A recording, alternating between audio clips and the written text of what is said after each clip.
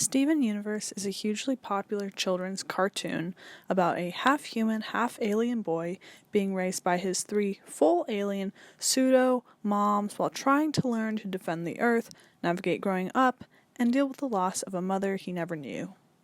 It sounds niche and complicated, but this show has surprisingly sparked a worldwide phenomena. And not just with kids. The show is popular with teenagers and adults, and has an extensive internet following that produces scads of artwork, writing, and videos based on the show. So what is it about this silly kids show that makes it such an influential piece of popular culture? First, let's think about popular culture creation.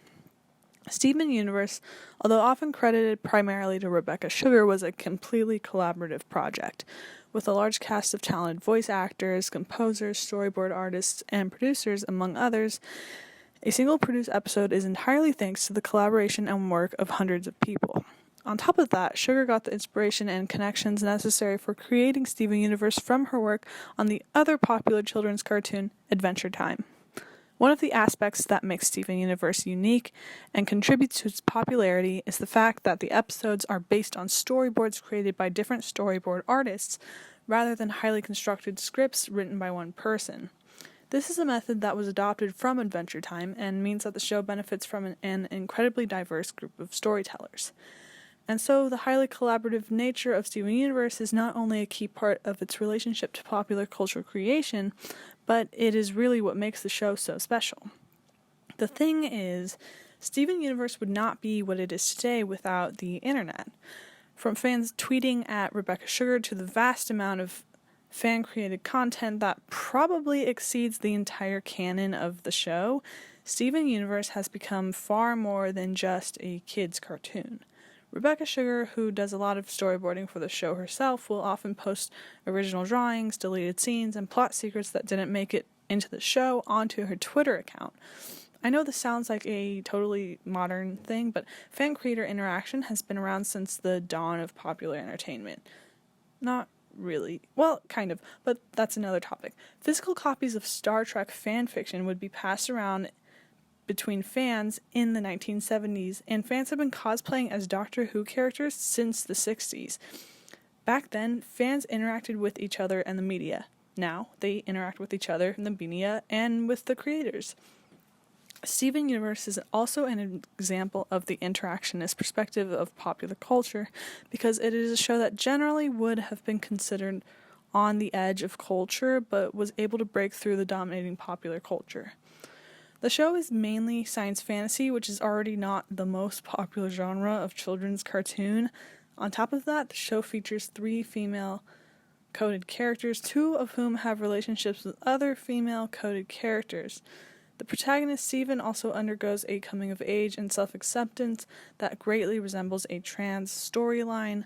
Along with this, the show is also very slow-paced and deals with a lot of complicated world-building, making it a difficult show to casually watch. Overall, the show does not really resemble most mainstream television, especially not children's mainstream television. In order to break through, the show relies a lot on not only retro themes, but relatability. This is why it has such a large adolescent following, because who needs relatability more than teenagers and young adults who are convinced they are the only people in the world feeling what they're feeling?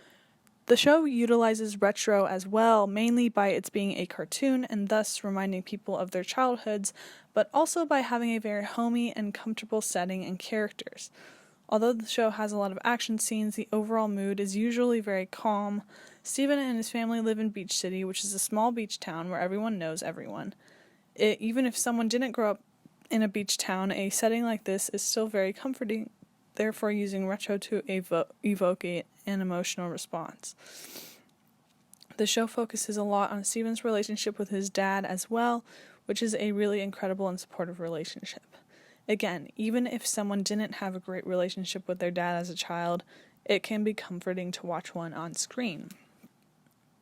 The show also uses a lot of 8-bit classic video game elements that help contribute to the retro feature. In both the animation style and the music, the show makes heavy reference to 80s gaming.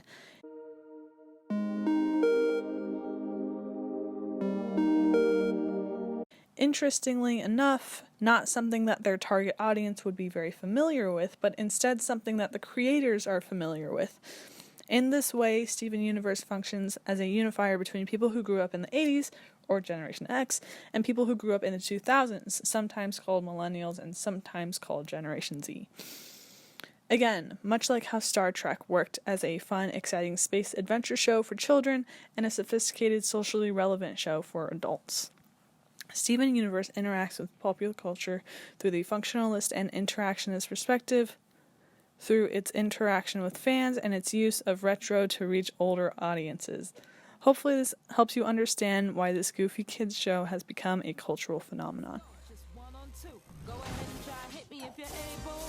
Can't you see that my relationship is stable? I can see you hate the way we intermingle, but I think you're just mad cause you're single, and you're not gonna stop when we made together.